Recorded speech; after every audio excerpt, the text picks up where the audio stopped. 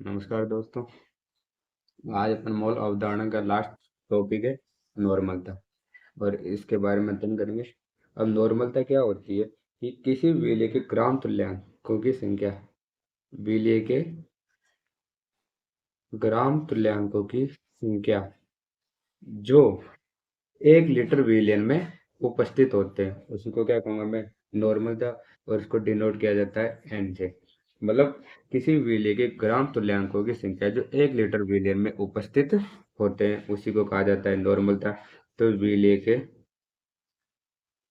ग्राम तुल्यांक ग्राम तुल्यांकों की संख्या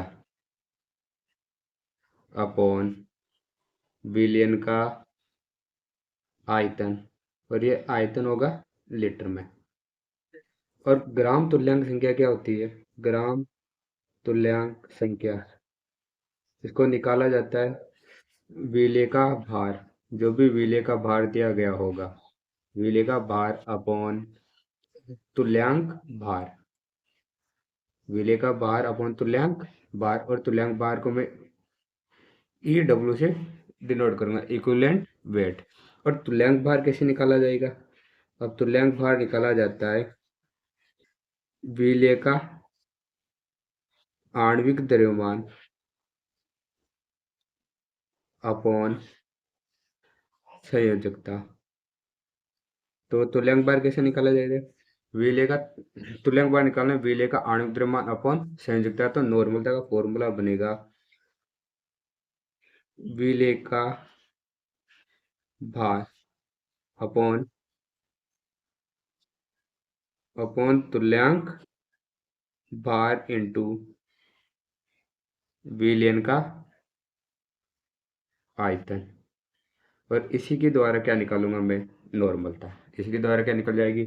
नॉर्मलता। अब इसमें कुछ डाटा दिए होते हैं, उन डाटा का याद रहना बहुत जरूरी है। तो जैसे अगर क्वेश्चन में आपके आ जाए n/2, इसका मतलब होता है सेमी नॉर्मल। इसका क्या मतलब होगा? Semi normal. अगर n/5 आ जाए, या इसी को ऐसे लिख दे 0.2n, 0.2n लिख दे, तो इसको कहा जाता है पेंटी नॉर्मल। या फिर 5n लिखा जाए तो इसी को कहा जाएगा पेंटा नॉर्मल। या फिर आपके पास n/10 लिखा जाए या 0.1n लिखा जाए तो इसको कहा जाता है डेसी नॉर्मल। या फिर आपके पास n/100 आ जाए या फिर 0.01 लिखा आ जाए तो इसको कहा जाता है सेंटी नॉर्मल। या फिर आपके पास n/1000 या 0.001n लिखा जाए तो इसको कहा जाता है मिली नॉर्मल।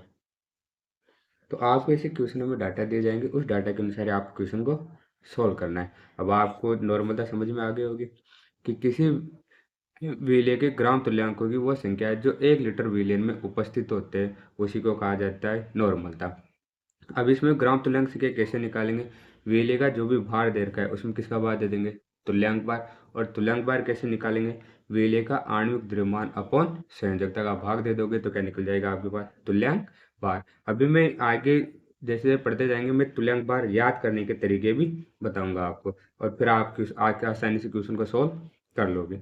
अब इसमें एक क्वेश्चन दिया हुआ है हाइड्रोक्लोरिक के n/10 विलियन, मतलब नॉर्मलता दी हुई है। नॉर्मलता के लिए 10 लीटर कैसे प्राप्त करोगे? अब 10 लीटर कैसे प्राप्त करोगे, इसका मतलब पहले तो आपको एक्सेल के मोल याद होने चाहिए, और उस इतने मोल याद होने के लिए आप कितने मिलाने, एक्सेल की कितनी मात्रा मिलाई जाए जिससे कि विलियन का आयतन 10 लीटर बन जाए। तो आपके पास नॉर्मलता दे रखी है ऑलरेडी 0 या n/10 है, या इसी को क्या लिख सकता हूँ 0.1 नॉर्मलता है।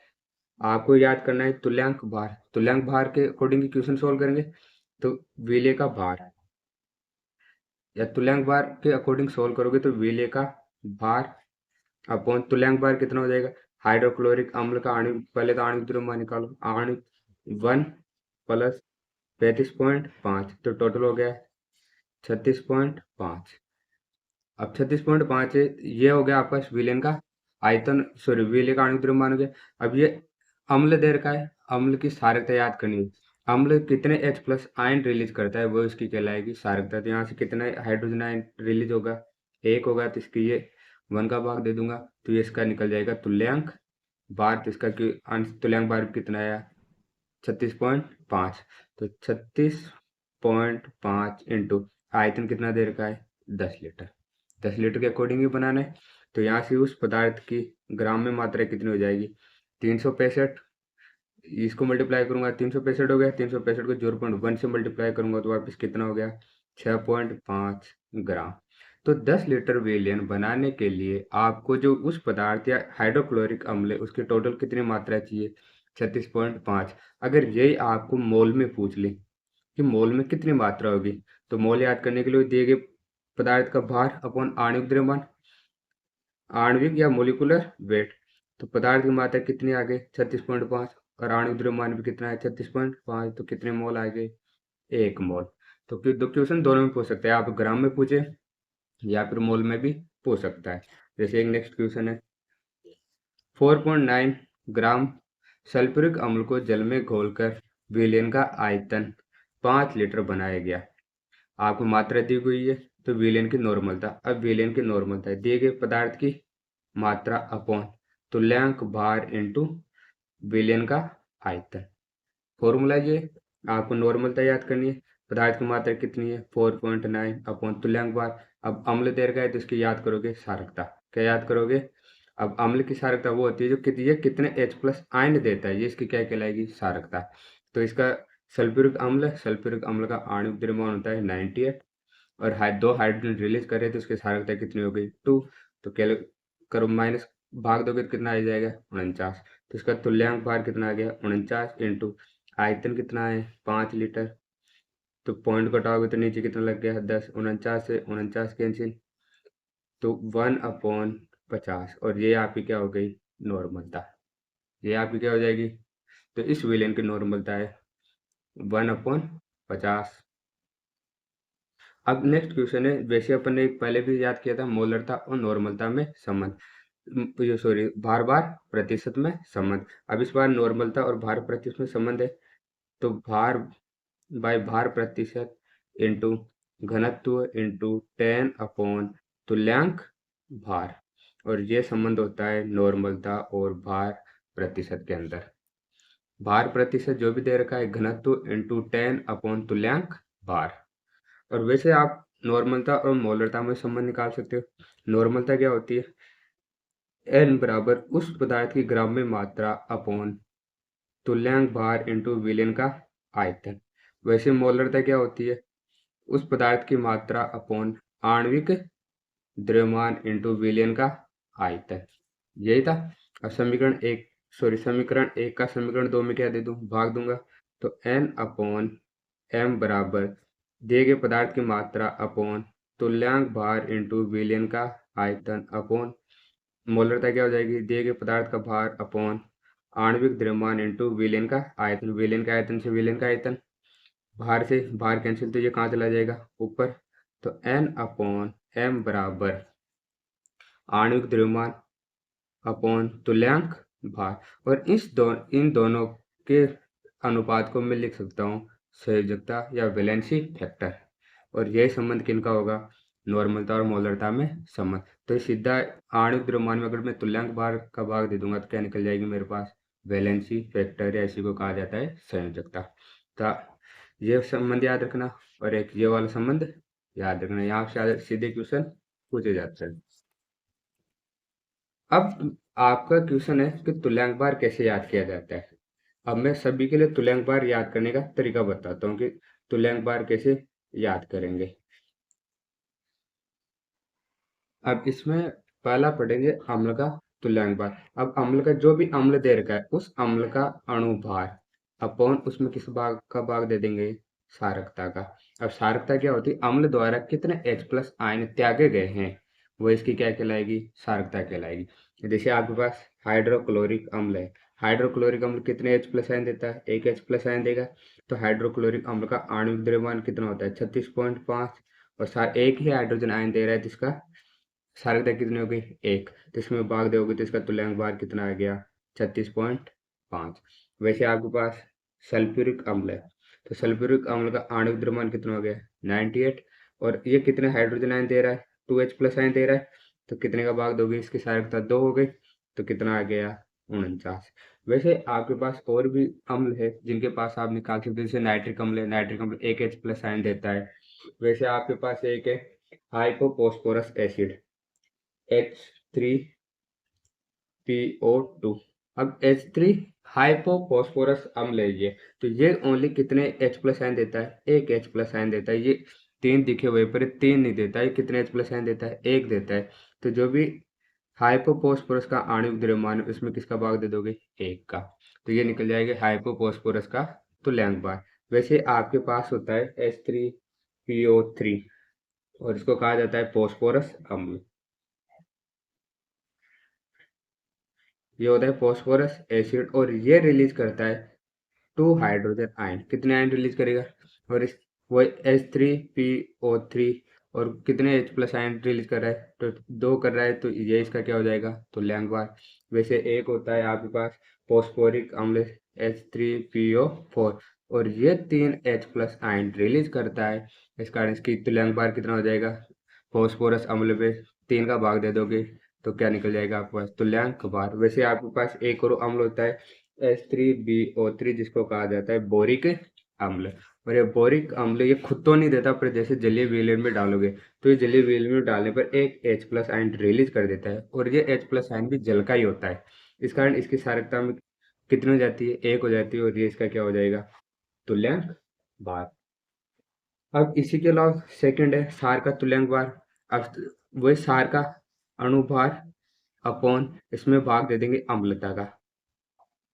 अब अम्लता क्या होती है, सार जितने OH आयन रिलीज करता है या OH आयन त्यागता है वह इसकी क्या कहलाएगी अम्लता।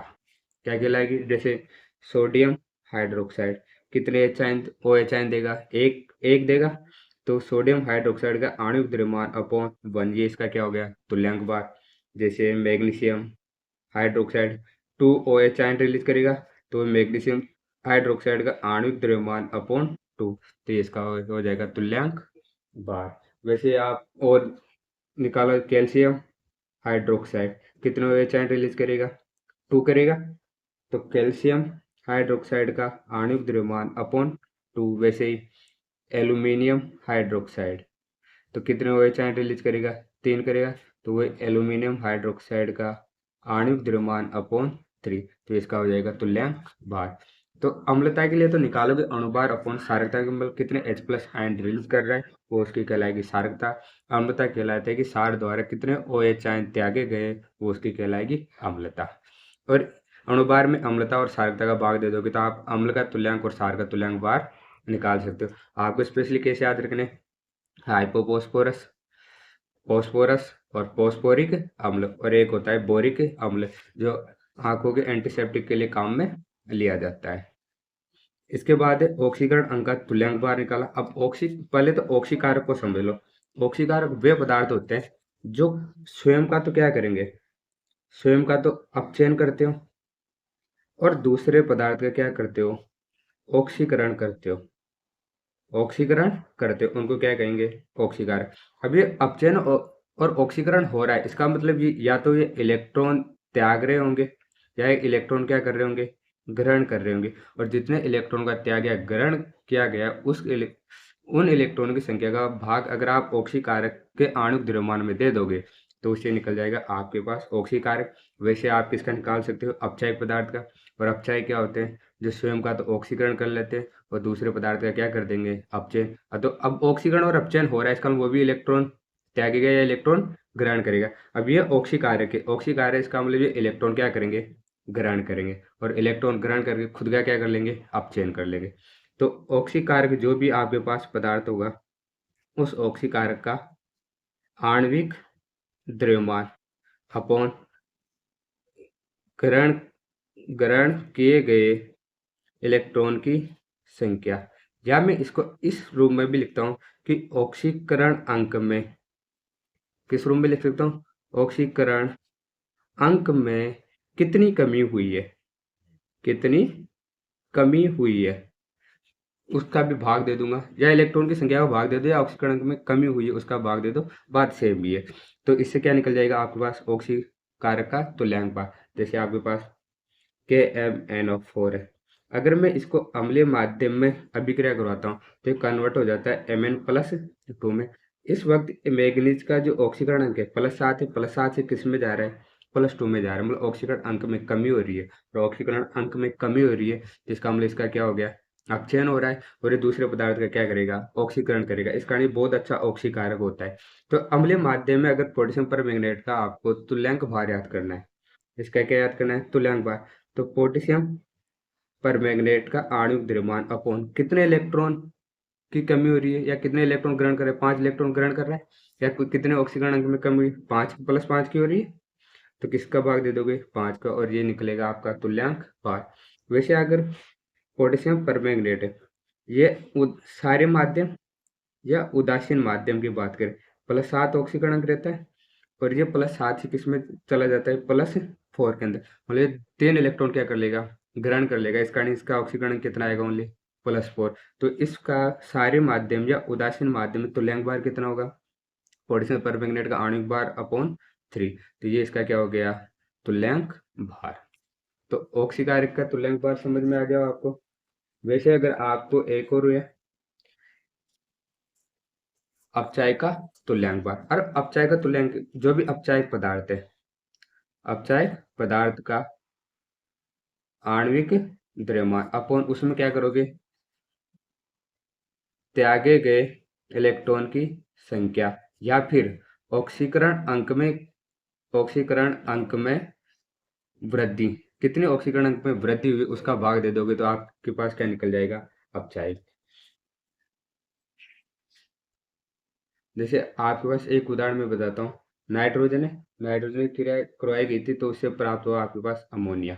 अभी नाइट्रोजन मुक्त अवस्था में तो 0 था, और यहाँ पे जा रहे थे -3 में, मतलब ऑक्सीकरण अंक में क्या हो रही है, कमी हो रही है। 0 से माइनस में जा रहा है, इसका मतलब कमी हो रही है, और कमी हो रही है तो इसका मतलब क्या, इसका क्या हो गया, ऑक्सीकरण। इसका क्या हुआ है, ऑक्सीकरण। तो यहाँ से अगर आपको अमोनिया की या नाइट्रोजन का किसी का भी ऑक्सीकारक ये पूछे कि इसका क्या होगा, अब अपचयन, आपको ये तो दिख रहा है कि इनका अपचयन हो रहा है, पर आपको निकालना है इसका तुल्यांक भार। तो यहाँ पे नाइट्रोजन का तुल्यांक भार कितना है, तो इसका अकॉर्डिंग कितने इलेक्ट्रॉन की कमी हो रही है, 3 इलेक्ट्रॉन की, सॉरी 3 इलेक्ट्रॉन ग्रहण किए गए थे। अब 3 इलेक्ट्रॉन ग्रहण किए गए, पर नाइट्रोजन के एटम कितने टोटल, 6। तो -3 × 2, तो टोटल इलेक्ट्रॉनों की साझेदारी कितनी हो गई, 6 इलेक्ट्रॉन की। तो नाइट्रोजन का आणविक द्रव्यमान अपॉन 6, ये तो नाइट्रोजन का हो गया। पर आपको किसका निकालना है, अमोनिया का निकालोगे तो एक अमोनिया का अणु जिसके अंदर ओनली कितने इलेक्ट्रॉन की साझी थी, 3 इलेक्ट्रॉन की। तो अमोनिया का आणविक द्रव्यमान अपॉन 3, तो ये इसका क्या हो गया, तुल्यांक भार। वैसे अगर आपको और भी निकालने हो, जैसे Cl से ये जा रहा है Cl- में, तो इसका निकालोगे तो इसमें क्लोरीन का जो भी आणविक द्रव्यमान उसमें किसका भाग दे दोगे, एक का। पर क्लोरीन के निकालोगे तो एक क्लोरीन, यहाँ पे 2 क्लोरीन है, और यहाँ पे कितने के, तो एक में जा रहा है तो -1, तो 2 में कितने हो गए, 2। तो क्लोरीन का आणविक द्रव्यमान अपॉन 2, तो इसका हो जाएगा तुल्यांक भार, ये इसका क्या हो जाएगा, तुल्यांक भार। तो इतनी बात समझ में आ गई। अब किस लवण का तुल्यांक भार निकालना है, तो लवण का जो भी तुल्यांक भार है, लवण का आणविक द्रव्यमान, जो भी लवण दे रखा है आणविक द्रव्यमान, उसमें आप भाग दे दोगे उसकी धनायन या ऋणायन की कुल संयोजकता का, कि उनकी कुल संयोजकता कितनी है, उसका भाग दे दोगे तो वो क्या कहलाएगी, उसकी लवण का तुल्यांक भार। जैसे मान लो मेरे पास सोडियम क्लोराइड है, अब सोडियम क्लोराइड Na+ और Cl-, धनावेश प्लस है, इस पे भी कितना है माइनस, टोटल कितना हो गया, या तो धनायन की ले लो या ऋणायन की कुल संयोजकता की बात करनी है। तो सोडियम क्लोराइड का आणविक द्रव्यमान अपॉन 1, तो इसका क्या हो गया, तुल्यांक भार। जैसे मैग्नीशियम क्लोराइड, तो मैग्नीशियम में +2 और Cl- ऊपर क्लोरीन के कितने आयन है, 2 आयन है, तो टोटल इसकी कितनी होगी संयोजकता, 2 हो गई, इसकी ऑलरेडी कितनी है, 2। तो मैग्नीशियम क्लोराइड का आणविक द्रव्यमान अपॉन 2, धनायन या ऋणायन में से किसी एक का लेना है, तो ये क्या हो जाएगा, इसका तुल्यांक भार। इतनी बात समझ में आ गई। वैसे आपको आयनों का तुल्यांक भार निकालना है, तो कोई भी आयन दे रखा है तो आयन का आणविक द्रव्यमान अपॉन उसके पे किसका भाग देना है, संयोजकता का। अब जो भी आयन पे जो भी संयोजकता दे रखी है उस संयोजकता का क्या देना है आपको, भाग देना है। तो उसकी क्या निकल जाएगी, आयनों का तुल्यांक भाग। जैसे सोडियम, तो सोडियम का तुल्यांक प्लस एक संयोजकता आएगी, तो सोडियम का 23/1 तुल्यांक भार भी कितना हो गया, 23। वैसे आपके पास मैग्नीशियम +2 है, तो मैग्नीशियम का आणविक भार कितना है, 24 अपॉन संयोजकता कितनी है, 2, तो इसका तुल्यांक भार कितना हो गया, 12। वैसे आपके पास SO4 - 2 है, तो सल्फेट आयन का तुल्यांक भार कितना हो गया, तो SO4 - 2 का आणविक द्रव्यमान अपॉन 2, तो इसका क्या हो जाएगा, तुल्यांक भार। तो आपको इतनी बात समझ में आ गई। इसके अलावा अगर आपके पास परमाणु या परमाणु भी दे रखा हो, परमाणु या अणु दे रखा हो, तो उनकी संयोजकता का भाग दे दोगे। परमाणु या अणु दे रखा है तो उसमें भी उनकी संयोजकता का भाग दे दोगे, तो आपका क्या निकल जाएगा, तुल्यांक भार। वैसे एक क्वेश्चन है 0.5 m सल्फ्यूरिक अम्ल की नॉर्मलता क्या होगी। अब आपको पता है कि संबंध क्या था, N/m बराबर वैलेंसी फैक्टर या संयोजकता। अब मोलरता दे रखी है, तो N बराबर मोलरता इंटू वैलेंसी फैक्टर। अब वैलेंसी फैक्टर कितना है टोटल, या सारकता है, तो सारकता से क्या याद कर सकते हो आप, तुल्यांक भार याद कर सकते हो। या फिर ऐसे कर लो कि सल्फ्यूरिक अम्ल का आणविक द्रव्यमान कितना है, उसमें किसका भाग दे दो, तुल्यांक भार। और तुल्यांक भार कैसे निकालोगे, अम्ल की सारकता, तो 98 अपॉन सल्फ्यूरिक अम्ल का तुल्यांक भार कितना हो गया, 2 है, सारकता 2 है, किसका भाग दोगे, 49। तो 49, 98 49 भाग दोगे तो कितना, तो बैलेंस फैक्टर भी कितना आ गया, 2 आ गया। तो n बराबर 0.5 इंटू 2, तो कितना आ गया, 1 नॉर्मलता। तो इसकी नॉर्मलता कितनी है, इस वाले विलेन की 1। मोलरता तो 0.5 है, पर नॉर्मलता कितनी है, 1। वैसे और भी क्वेश्चन है। अब इसमें नॉर्मलता के कुछ केस चलते हैं, जैसे अपने मोलरता में पढ़ा था वैसे ही है। और सबसे बेस्ट टाइट्रेशन का जो मेथड अपनाया जाता है वो इसी पे अपनाया जाता है। जैसे मान लो मेरे पास 2 एसिड है, अगर दोनों एसिडों को मैं मिक्स कर रहा हूँ तो उससे एक जो नया विलेन बन रहा है उसकी नॉर्मलता क्या होगी। पहला केस है, मेरे पास मान लो 2 अम्ल है, N1 V1, और इस वाले अम्ल में मैं वापिस से अम्ल मिला रहा हूँ N2V2। तो नॉर तो बना जो नया विलेन उसकी नॉर्मलता क्या हो जाएगी, N3V3। अब ये V3 क्या होगा, V3 होगा V1 प्लस V2, तो क्यों आयतन तो ऐड हो जाएगा ना। अब आयतन बढ़ने से हमेशा मोलरता और नॉर्मलता घटती है, कि आयतन के वित्त क्रमानुपाती होती है। तो जो पहले वाला अम्ल था और दूसरे वाला जो अम्ल था, इन दोनों को ऐड कर दोगे तो तीसरे वाले विलेन की क्या मिल जाएगी आपको, नॉर्मलता। ये दोनों अभी अम्ल हैं, ये भी क्या था, अम्ल है, तब तो ठीक है। या फिर ये भी क्षार हो और ये भी क्या हो, क्षार हो, तो भी ये फॉर्मूला चल जाएगा। अगर दूसरा केस ऐसा है, एक अम्ल और एक क्षार हो, तो ये हो जाती है उदासीनीकरण अभिक्रिया। अब उदासीनीकरण अभिक्रिया वी N1V1 माइनस N2V2 उदासीनीकरण अभिक्रिया। अब इन दोनों के द्वारा जो भी नया विलेन बन रहा है उसकी नॉर्मलता है V3N3V3, और यहाँ से V3 तो होगा V1 प्लस V2। तो आयतन तो बढ़ेगा तो तीसरे विलेन की नॉर्मलता भी घटेगी, पर ये विलेन हो जाएगा उदासीन। ये विलेन कैसा हो जाएगा, उदासीन। क्यों, हम अपन क्या मिला रहे, अम्ल में क्षार मिला दो, या क्षार में क्या मिला दो, अम्ल मिला दो। और थर्ड केस है इसका, एक विलेन है और उसी विलेन के अंदर क्षार मिला दो, मतलब N1V1 बराबर N2V2। और ये सबसे बेस्ट काम में लेता है टाइट्रेशन। जो टाइट्रेशन मेथड लैब के अंदर जो प्रयोग किया जाता है, टाइट्रेशन में अम्ल और क्षार के उदासीनीकरण वाली अभिक्रिया, उसके लिए काम में लिया जाता है। और N1 है, या तो अम्ल या क्षार की नॉर्मलता होगी और वो उसी का आयतन होगा। वैसे ही N2 जो आप मिला रहे हो दोबारा बाद में, उसकी नॉर्मलता और उसमें मिलाने के बाद जो V2 आयतन है, जितना पहले आयतन था जो भी x हो, और V1 ये क्या हो जाएगा, V2। तो आपके पास जो थर्ड केस होगा वो होगा टाइट्रेशन के लिए काम में लिया जाता है। जैसे एक क्वेश्चन है, 100 ml सोडियम हाइड्रोक्साइड के 0.1 नॉर्मल विलयन को 0.2 NaCl से तटस्थ करने के लिए कितनी मात्रा हाइड्रोक्लोरिक अम्ल की आवश्यकता है। अब अम्ल सारे उदासीनीकरण होगा, मतलब टाइट्रेशन का सबसे टाइट्रेशन पे आधारित क्वेश्चन है, जिसमें यह तो सोडियम हाइड्रोक्साइड का आयतन दे रखा है, मतलब V1 दे रखा है आपको 100 ml, और सोडियम हाइड्रोक्साइड की नॉर्मल मतलब N1 दे रखी है 0.1। वैसे आपको हाइड्रोक्लोरिक अम्ल की N2 दे रखा है 0.2, पर आपको क्या करना, याद करना है V2। तो वही N1V1 बराबर N2V2, आपको V2 याद करना है। तो N1V1 अपॉन N2, N1 का मान है 0.1 इंटू 100 अपॉन N2 का मान कितना है 0.2।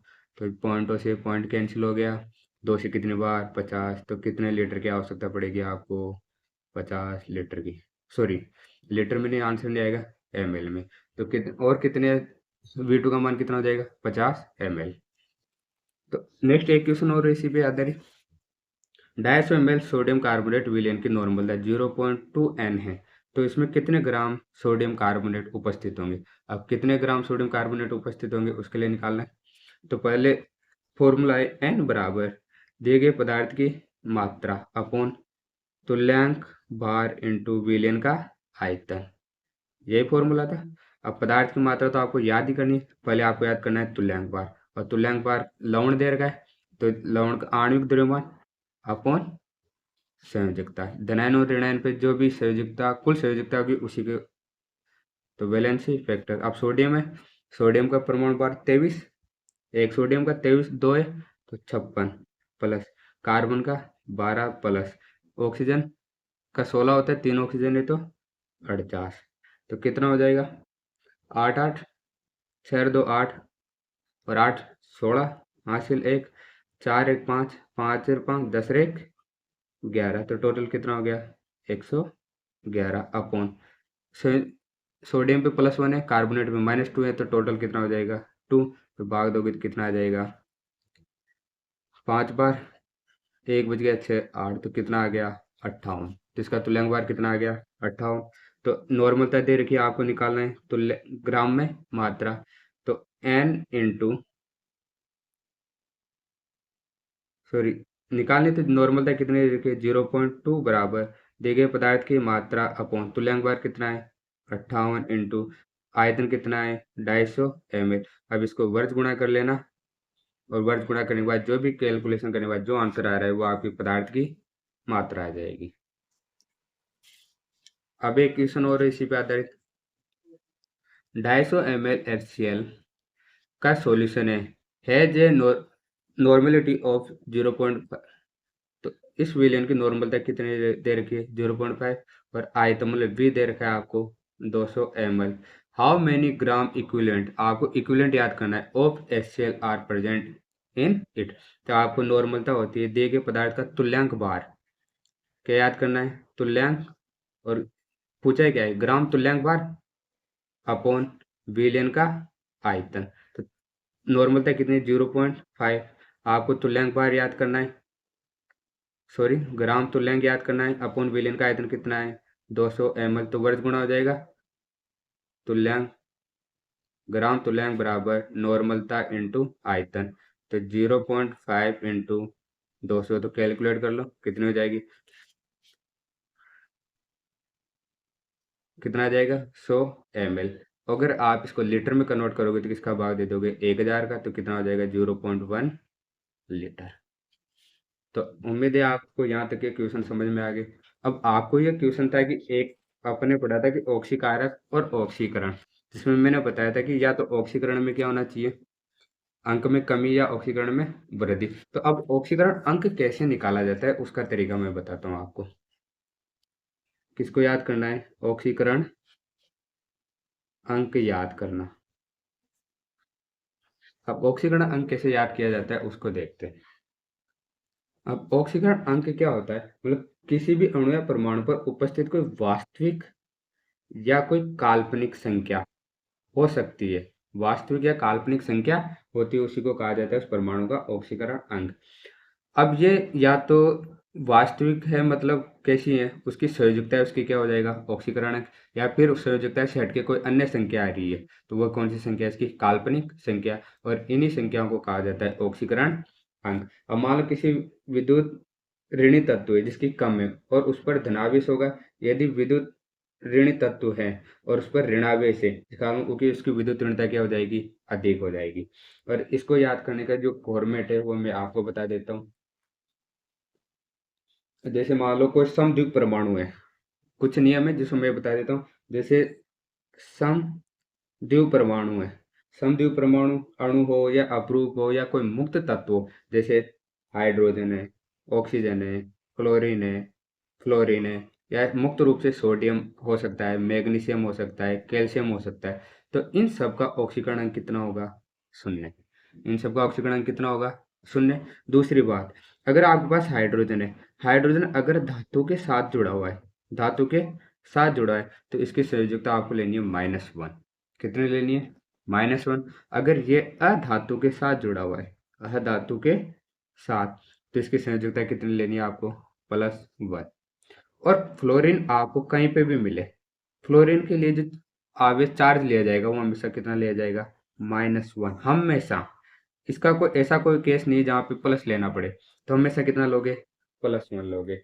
और जितनी भी सारी धातु हैं, सारी धातु मतलब सारी धातु फर्स्ट ए वर्ग की, उन सभी की संयोजकता कितनी लोगे? +1। वैसे अगर क्षारीय मृदा धातु, इनकी संयोजकता आप लोगे +2। कितनी लोगे? +2। इसके अलावा अगर आपके पास हेलो हेलोजन वालों की बात करें, जिसमें हेलोजन फैमिली आती हो,